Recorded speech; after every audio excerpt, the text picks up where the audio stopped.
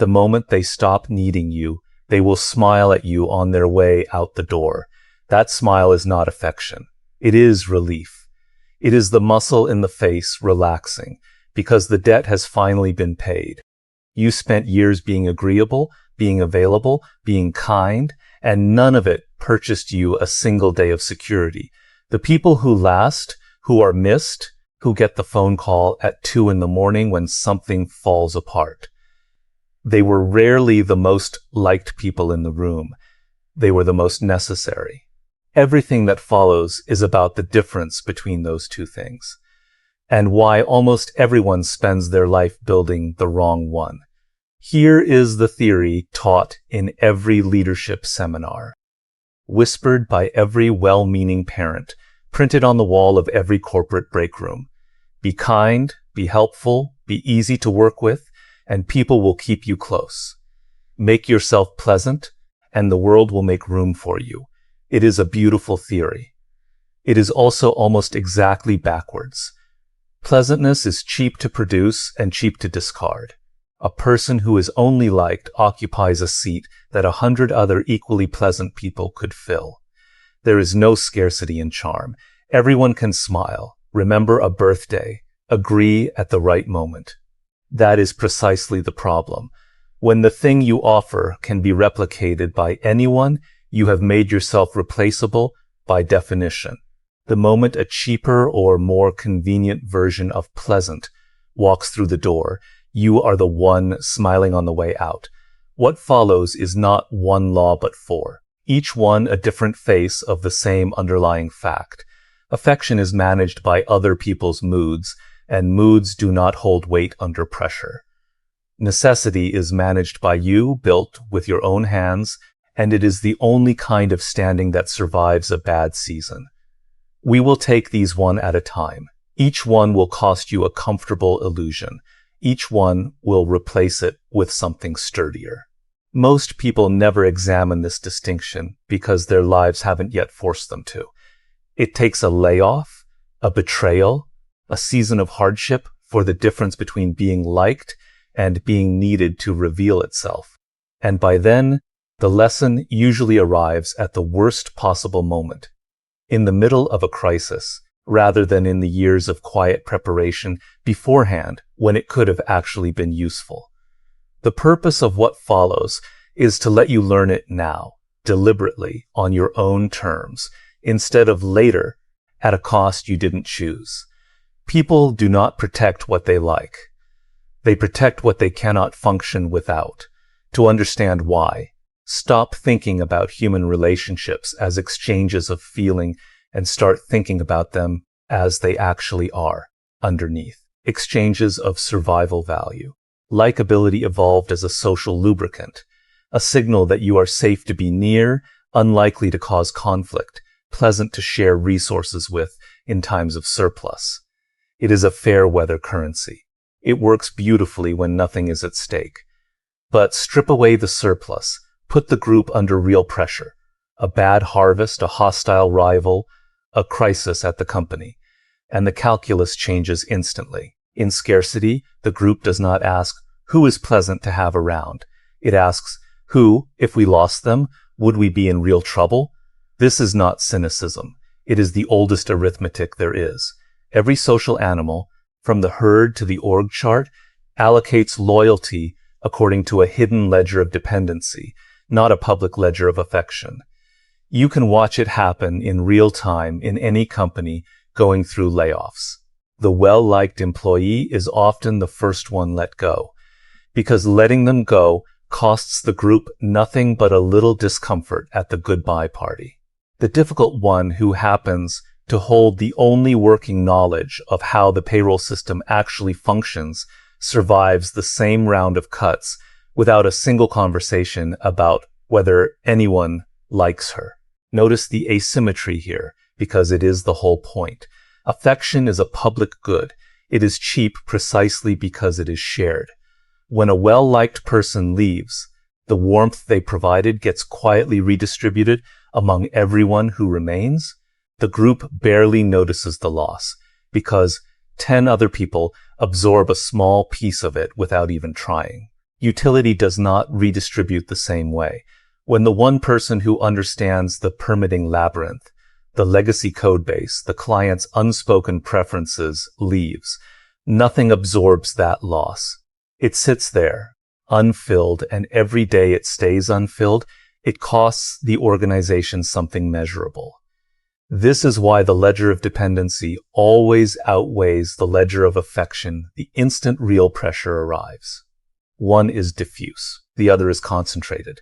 Power in every domain accumulates around concentration, never around diffusion.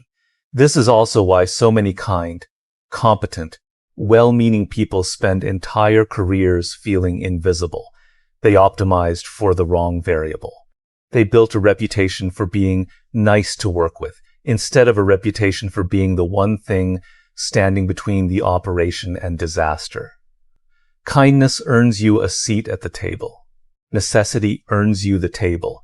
There is a further, quieter mechanism at work here, one most people never notice because it operates beneath the level of conscious calculation.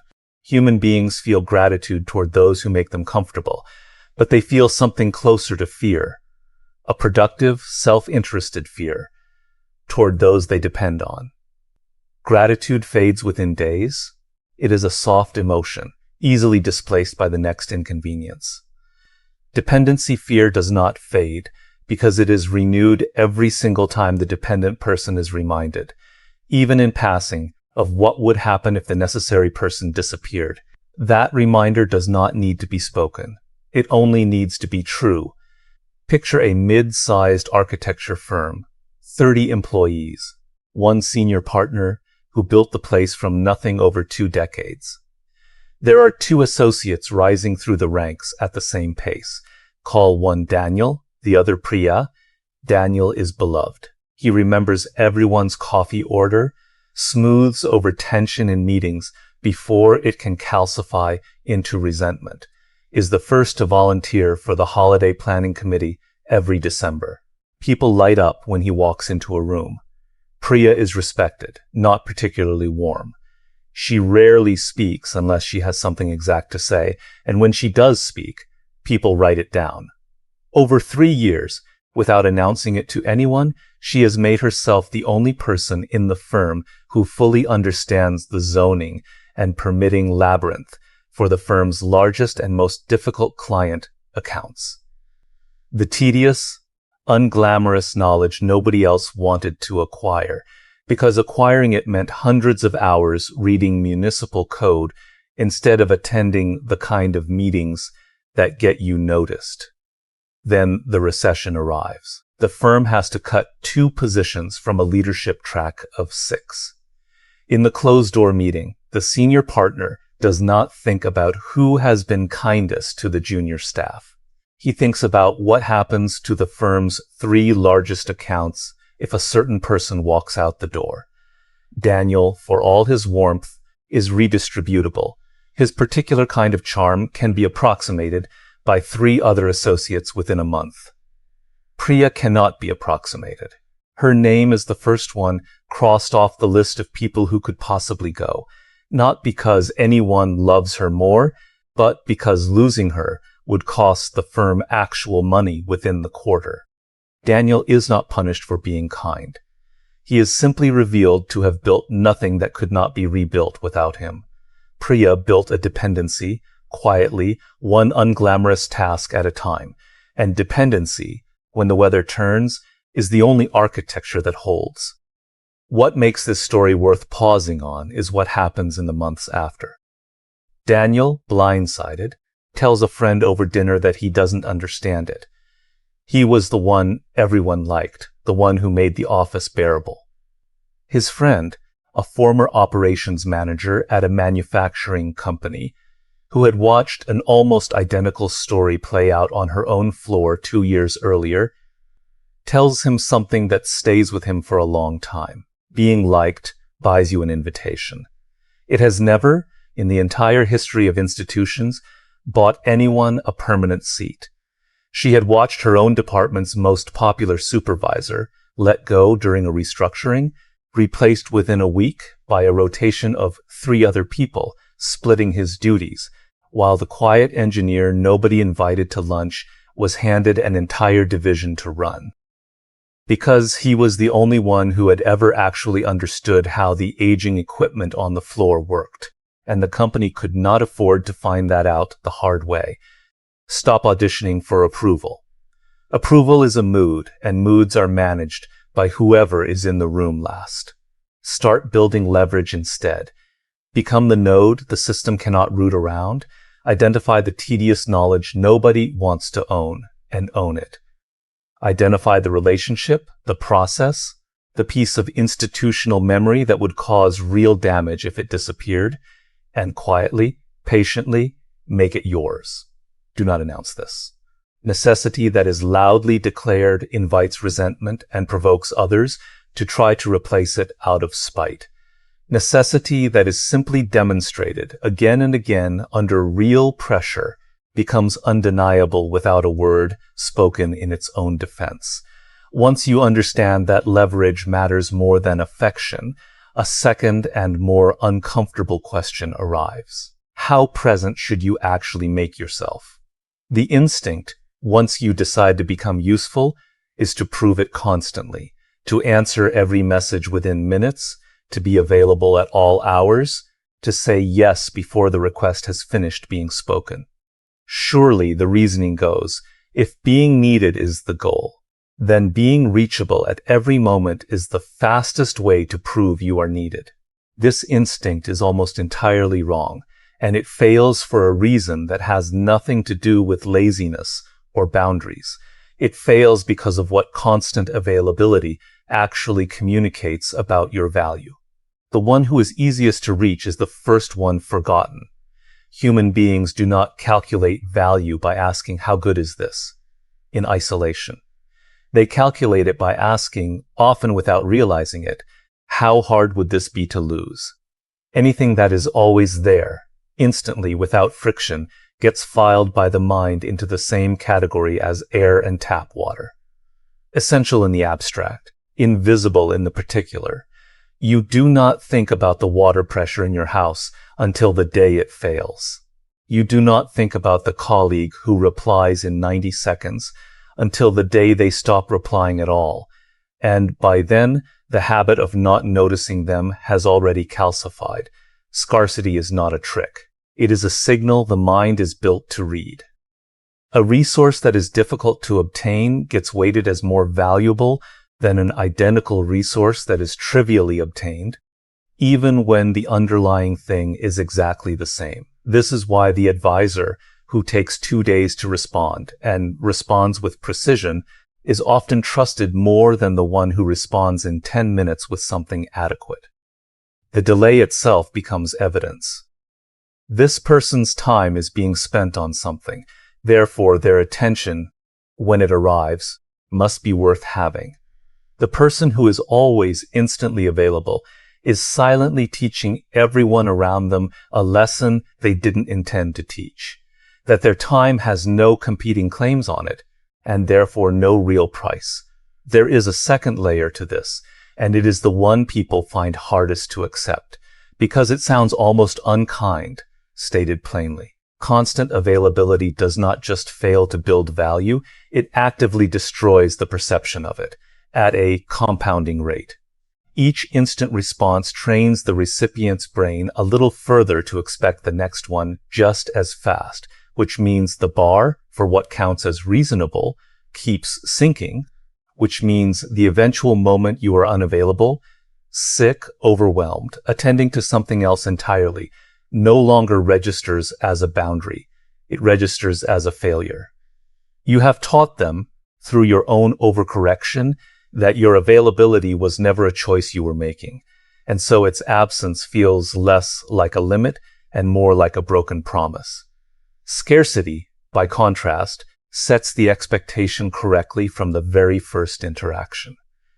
It tells the other party, before a single word is exchanged about it, that your time is a resource with competing claims, and that what they are receiving when they do receive it is the result of a choice, not a default setting. Consider 2 consultants brought in by a mid-sized logistics company to help redesign its supply chain, competing in the client's mind for a long-term retainer, though neither knows it at the time. Call one Marcus, the other Elena. Marcus answers every email within the hour, agrees to every additional call the client requests, and makes himself present in every meeting whether or not he is needed there. He is trying to prove his commitment through sheer availability. Elena responds within a day, sometimes two, and when she does, her responses are shorter, more precise, and often arrive with a question the client hadn't thought to ask themselves. She declines 2 of the 4 optional check-in calls the client requests that month, citing prior commitments without apology. By the end of the engagement, the client's leadership team debates internally which consultant to bring back for the next phase of the project. Someone raises Marcus's name, praising how responsive and easy he was to work with.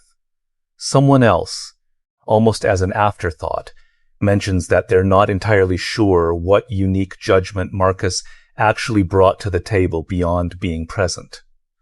Then Elena's name comes up, and the room's tone shifts. People recall specific moments where her analysis changed the direction of a decision, and there is a shared unspoken sense that her time was hard-won and worth the wait. The retainer goes to Elena. Marcus never learns why. What neither consultant ever discusses out loud, because neither fully sees it in themselves, is that the client's perception had almost nothing to do with the actual quality of either person's analysis on any given day. Both were competent. Both, on a blind read of their written reports, might have scored identically. The difference was entirely in what each of them had unintentionally taught the client to expect. Marcus had taught them that his attention was free and constant, and the mind, whatever it is evaluating, discounts anything it believes it can have without cost. Elena had taught them, simply by the rhythm of her responses, that hers was not, and so identical insight, delivered on her terms rather than on demand, was weighed by the same brain as worth considerably more. Stop treating availability as proof of value. They are not the same currency, and confusing them is one of the most common ways competent people talk themselves out of being taken seriously. Protect blocks of your time as a matter of principle, not convenience. When you do respond with density, say more with less, so that every interaction reinforces the sense that your attention is a resource being allocated, not a tap left running. This is not about becoming unhelpful or cold. It is about making sure that when you show up, your presence registers as a decision you made, not a reflex you couldn't control. There is a third trap, subtler than the first 2, and it catches people who have already learned not to overextend their availability. It catches the ones who understand leverage and scarcity intellectually, but still, in the moment of decision, choose comfort over consequence, because comfort is what gets thanked in the room, and consequence is what gets resented in the room, even when consequence is the only thing that actually produces the outcome everyone claims to want. Comfort is forgotten by morning. Consequence is remembered for years. Memory is not built by ease. Memory is built by disruption. The brain does not encode the meetings that went smoothly, the manager who agreed with everyone, the year nothing changed. It encodes the moment something was said that could not be unsaid, the decision that cost something in the short term and paid off in the long term, the person willing to be the source of short-term discomfort in exchange for a result nobody else was willing to force into existence. This is why organizations, families, and entire institutions so often develop a strange, delayed gratitude toward the people who were hardest to deal with at the time. The manager remembered fondly 5 years later is rarely the one who agreed with everyone in every meeting. It is the one who said the uncomfortable thing in March that saved the project in October, even though, in March, half the room resented her for saying it. Being liked in the room is a transaction that settles immediately. Being right in a way that costs someone. Something is a transaction that settles later, often years later, and pays a far higher rate of interest, because by the time it settles, the outcome has already proven itself, and the discomfort has faded into a story people tell about the person who was willing to cause it. There is a reason this trade is so rarely taken voluntarily, and it isn't cowardice. It's timing. The cost of causing consequence is always paid up front, in a specific room, on a specific day, by a specific person who has to sit across from the anger it generates. The reward for having caused it arrives later, diffusely, often credited retroactively to the process or the timing, rather than to the individual who forced it through. Anyone weighing the decision in the moment is comparing a guaranteed, immediate cost against an uncertain, delayed, and possibly uncredited reward. And most people, quite reasonably, choose to avoid the guaranteed cost. This is precisely why the willingness to cause consequence is so rare, and precisely why it is valued so highly once its results become undeniable. Scarcity, again, is doing the work. Almost everyone can be pleasant. Very few people can be the one who forces the uncomfortable, correct thing to happen, and then wait, unrewarded, for the outcome to justify it. Take 2 department heads at a mid-sized hospital, brought in during the same year to manage the same overextended nursing staff. Call one Robert, the other Inez. Robert's approach is to protect morale above all else.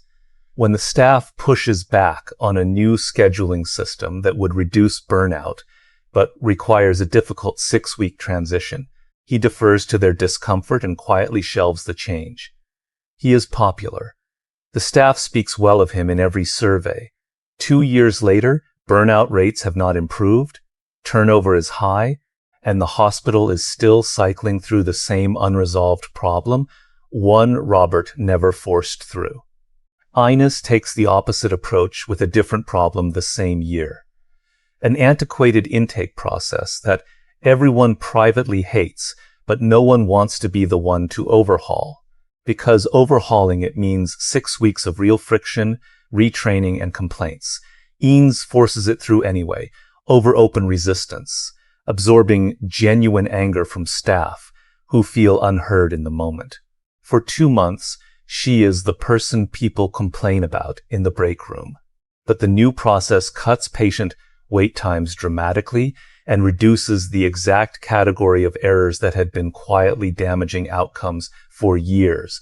3 years later, when the hospital board is deciding who to promote into a director-level role overseeing multiple departments, nobody remembers the 6 weeks Inez was disliked. What they remember is the specific, measurable outcome that only exists because she was willing to be resented long enough to produce it.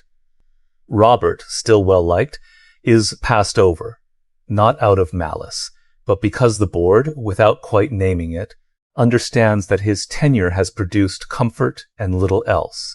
The nurses who were angriest at Inez during those 6 weeks are, by this point, some of her strongest advocates. Not because they've forgotten the friction, but because the friction has been recontextualized by the outcome it produced. This is the part of the mechanism that most people underestimate. Resentment caused by a decision that is later proven correct does not simply fade, it inverts. The same people who complained loudest in the break room become, over time, the ones most likely to defend the decision to others, because doing so lets them position themselves as having been part of something that worked, rather than victims of something arbitrary.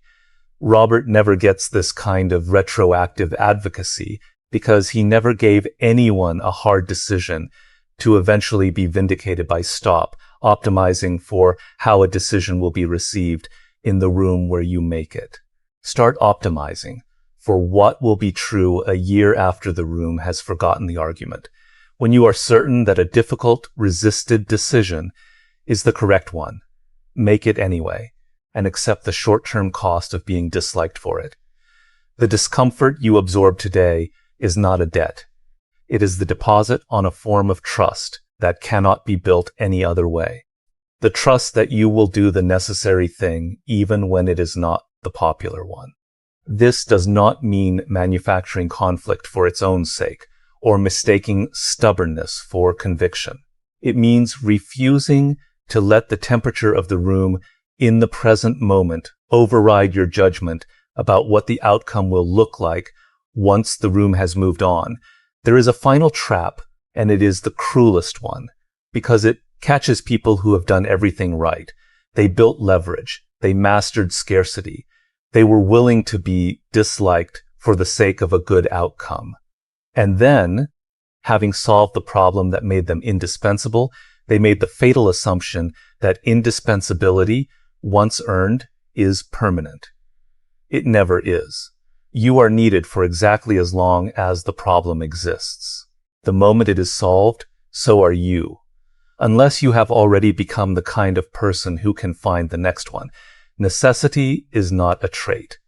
It is a relationship between a person and a problem, and relationships end when one half of them disappears. This is the part almost no one wants to hear, because it means the work of being needed is never finished. There is no plateau where you can rest on what you built 5 years ago and expect it to still be load-bearing today. Organizations, families, and entire fields evolve. The exact knowledge that made someone irreplaceable in one era becomes a historical footnote in the next, not because the person got worse, but because the problem they solved stopped being the problem anyone has. This is why so many people who were once the most necessary person in a room find themselves 10 years later strangely sidelined, still competent, still respected, but no longer central, and they cannot understand why, because nothing about their skill has diminished. What has diminished is the market for that specific skill. The world moved, and they stayed exactly where they had built their value, assuming the ground under it was permanent. The people who remain necessary across decades are not the ones who solved one problem perfectly. They are the ones who developed a second, quieter skill alongside the first, the ability to sense which problem is coming next, before the room has agreed there is a problem at all, and to begin building relevance to it early, while everyone else is still congratulating themselves on the last solution. This is uncomfortable to accept because it means the state of being needed can never be banked. Every other form of achievement in a career accumulates. A credential, once earned, stays earned. A title, once given, stays on the record. Necessity does not work this way. It has to be re-earned against a moving target, which means the people who hold on to it longest are not necessarily the most talented in any absolute sense. They are the ones who never let themselves fully relax into the belief that today's relevance was a permanent state, rather than a temporary alignment between what they offer and what the world currently requires. Consider a longtime creative director at an advertising agency, and the two paths available to a woman named Sophia, who occupied that role for 18 years. In the first version of this story, Sophia becomes, by her late 30s, the undisputed master of a particular kind of print and television campaign, visually ornate, emotionally driven, built around a slow, cinematic pace that had defined the agency's biggest wins for a decade. She is, for years, the most necessary person in the building. Every major account wants her on it. Then digital advertising arrives, attention spans compress, and the entire discipline shifts toward short, fast, platform-native content that rewards an almost opposite instinct. Sophia does not adapt, not out of arrogance, but because the thing she built her identity around had worked so completely for so long that its obsolescence was invisible to her until it had already happened. Within a few years, she is still on staff, still respected as a veteran, but no longer in the room where decisions are actually made. The agency has quietly built its future around people half her age who understand a medium she never bothered to learn because she assumed the ground she stood on was permanent.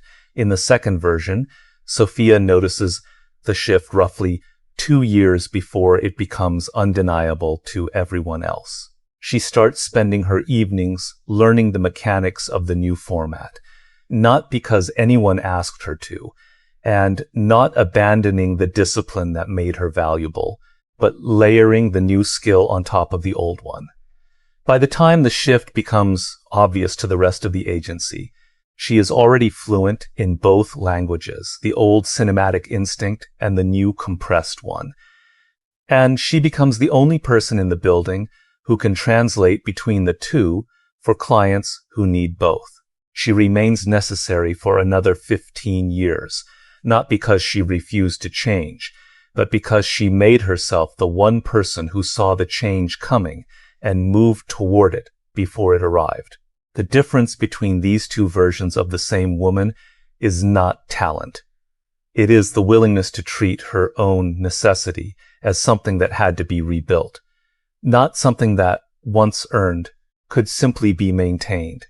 There is a telling detail in the second version of the story worth sitting with. Nobody at the agency asks Sophia to spend her evenings learning a discipline outside her job description. She was not rewarded in the moment for doing it. There was no bonus, no recognition, no committee that noticed. For 2 years from the outside, it looked like nothing was happening at all. This is the part of renewal that defeats most people before they even attempt it.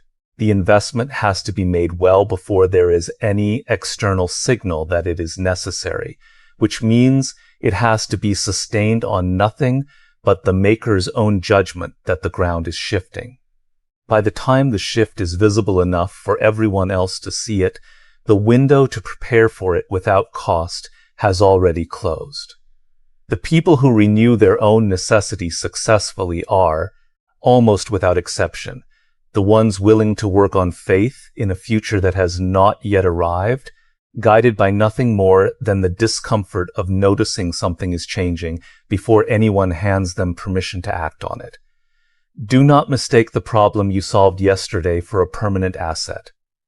Ask, regularly and honestly, what would make the thing you currently do unnecessary, and then go learn that thing before someone else forces the question on you. Necessity has to be renewed the same way it was built, quietly, deliberately, ahead of the moment anyone else notices it's required. The goal is never to finish becoming necessary. The goal is to never stop noticing what necessity is about to require next. I did not learn any of this by reading it somewhere. I learned the first version of it by watching a version of myself get quietly phased out of a project I had poured 2 years into, replaced not because the work had been poor, but because the work had been the kind anyone could have done. I had made myself pleasant. I had not made myself necessary. I remember sitting in a parked car afterward, replaying every kind thing I had done for people who, when the moment actually came, did not think of me at all. And I learned the last version of it later, and more slowly, watching my own certainty about what mattered quietly go out of date, while I was still congratulating myself on having mastered it. Nobody tells you the ground is moving. You only find out once you're standing somewhere the room has already left. There was a period in between those two lessons where I overcorrected badly, where I mistook the whole of this idea for permission to be cold, to withhold warmth as a kind of performance, to treat every relationship as a calculation of leverage and nothing more. That version of the lesson is just as much of a trap as the naive one it replaces. People can feel when warmth has become a strategy rather than a truth. And the moment they feel it, they stop trusting either the warmth or the competence behind it. The actual skill is not choosing necessity instead of kindness. It is refusing to mistake kindness on its own for a foundation sturdy enough to build a life on.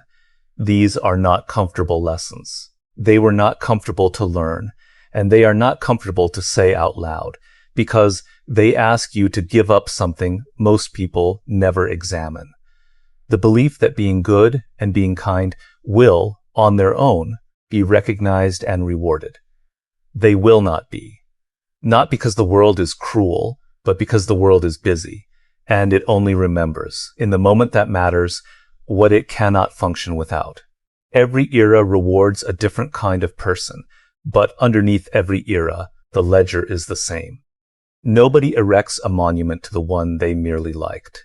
They erect it to the one they could not do without. And even that monument has to be rebuilt, generation after generation, by someone willing to notice what the next problem will be before it has a name. Being loved is a gift given to you by other people. And gifts can be withdrawn the instant the giver's mood changes, or the instant the giver no longer needs what you offer. Being needed is something you build with your own hands, brick by unglamorous brick, and rebuild again every time the ground shifts beneath it, until the day comes when the walls cannot stand without it. None of this means affection is worthless, or that warmth is a weakness to be trained out of yourself. It means affection was never designed to bear weight, and every person who has ever been quietly discarded by an institution they loved learned that distinction the same way, after the fact, in a parking lot, or a hallway, or a phone call that came later than they expected and shorter than they'd hoped. The 4 laws in this video are not a way to become someone colder. They are a way to make sure the warmth you offer the world is never the only thing standing between you and being forgotten. Choose which one you are building. The weather always turns eventually. The problems you solved will one day be solved differently. The room will move on whether or not you notice it moving. And when that day comes, only one of these 2 foundations is still standing there to meet it.